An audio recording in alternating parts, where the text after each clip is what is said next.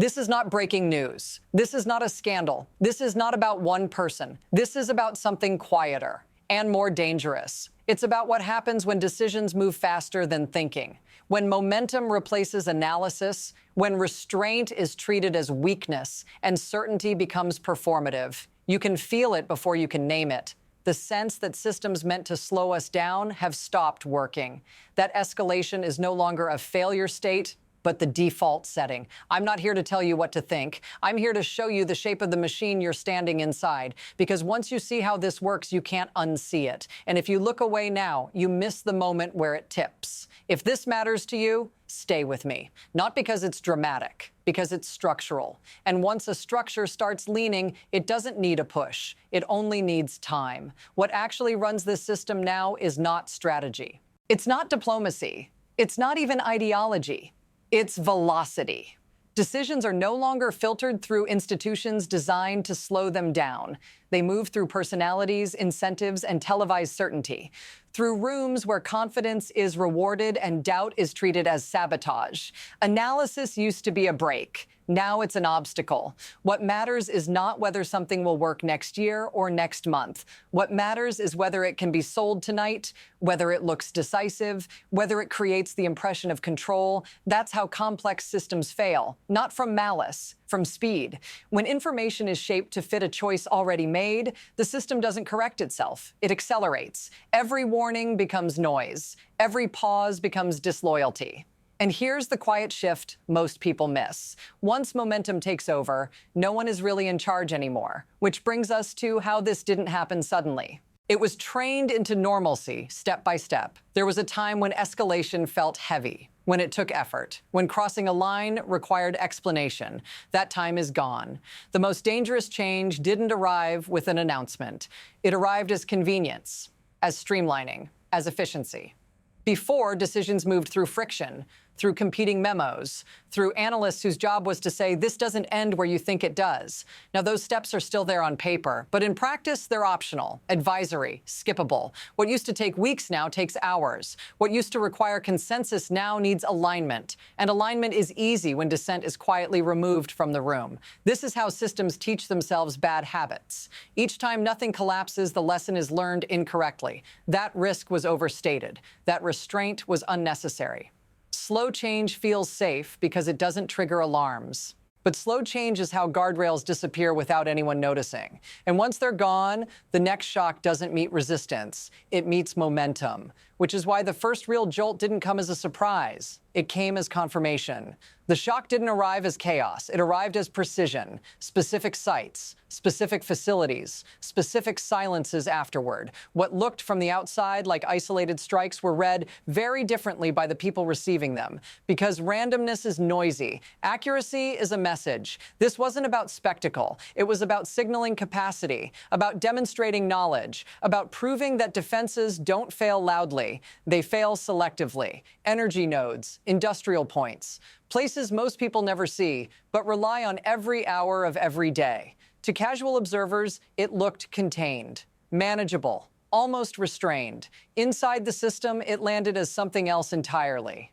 A confirmation that the maps were accurate, that the intelligence was deep, that escalation, if chosen, would not be symbolic.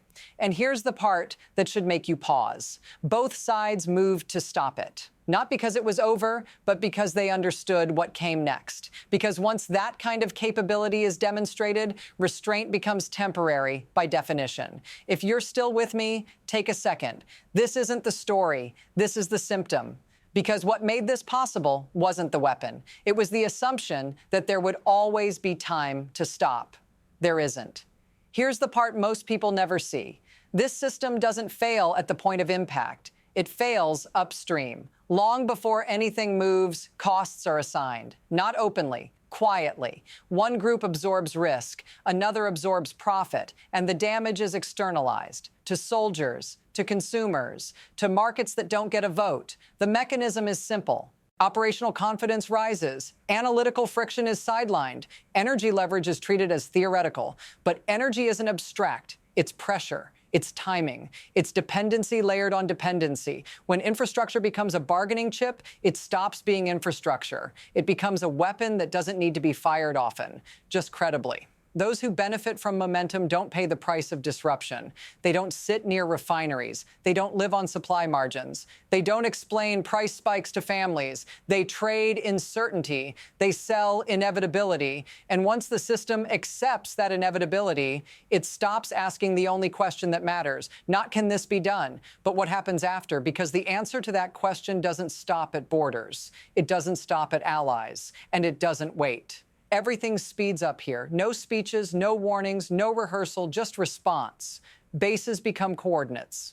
Ports become timers. Runways become liabilities. There is no such thing as a limited exchange once infrastructure is involved, because infrastructure doesn't bleed slowly. It snaps. Oil doesn't need to disappear to cause panic. It just needs to hesitate. Shipping doesn't need to stop. It just needs uncertainty. Markets react before governments do. Prices move before statements are written. Insurance pulls back. Supply chains tense. And while leaders debate proportionality, systems begin protecting themselves automatically, blindly. This is the moment escalation stops being chosen and starts being enforced. By contracts, by algorithms, by risk models that don't understand politics, only exposure. You don't see collapse on a screen. You feel it in delays, in shortages, in the quiet realization that no one is coordinating anymore. Because once momentum passes a certain point, command becomes symbolic. This is where control is lost. Not dramatically, but procedurally. And if you think this still has brakes, wait. This is where it stops being abstract. Because this system doesn't hit countries. It hits routines, it hits your commute, your grocery bill, your heating bill, the quiet assumptions you make about what will be there tomorrow. You don't get a briefing when energy prices spike. You get a receipt. You don't get a warning when supply chains tense. You get fewer choices. The people making these decisions don't experience the lag you do weeks later, months later, when the explanation has already moved on. This is how distance works in modern power. Those closest to the lever feel the least resistance. Those farthest away absorb the shock. And here's the part that's hardest to sit with.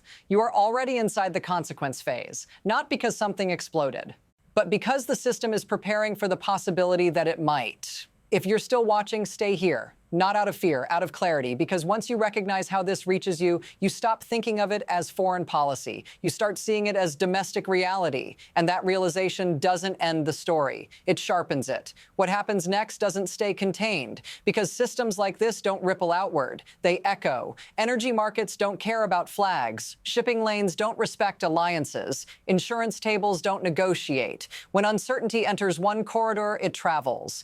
Quietly, through contracts, through rerouted tankers, through ports that suddenly matter more than they did yesterday. Countries that aren't involved start recalculating anyway, not out of loyalty, out of exposure. Alternative suppliers strain, strategic reserves become political tools. Every government asks the same question at the same time. How long can we absorb this? And when everyone asks it together, the answer changes. What once looked like a regional decision becomes a global stress test, not of military strength, of coordination, because the real vulnerability isn't a strike. It's misalignment, different timelines, different thresholds for pain, different definitions of acceptable. And here's the uncertainty that lingers. No one knows who moves first to protect themselves. No one knows which safeguard becomes a trigger. Once that happens, responses don't cascade logically. They cascade defensively. And defense, when shared systems are involved, can look exactly like escalation,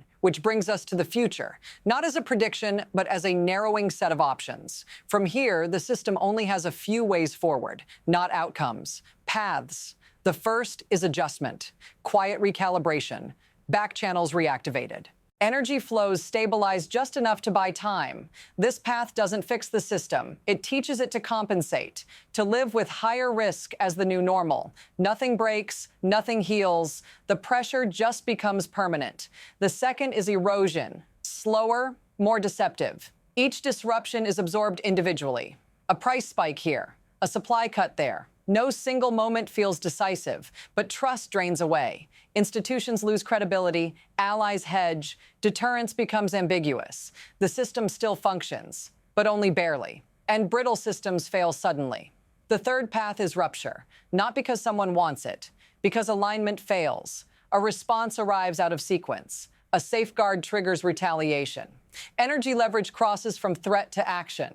Once that line is crossed, no amount of messaging can uncross it. The system doesn't escalate. It fractures. None of these paths are chosen in advance. They emerge from decisions made under pressure, with incomplete information, at speed. And here's the part we don't get to skip. The system is already moving down one of them. We just don't know which. Not yet. There's a temptation at this point to look for reassurance, for a voice that says this will stabilize, that adults are in the room, that history bends away from catastrophe. I'm not going to give you that, because the danger here isn't panic, it's familiarity. It's how quickly systems like this become background noise, how escalation gets folded into expectations, how the absence of collapse is mistaken for safety. Nothing I've shown you requires a worst-case decision, only ordinary ones, made quickly, repeated often, shielded from consequence by distance. That's how structural failure works, not as an explosion, as normalization. If you're still here, don't leave this at the level of opinion.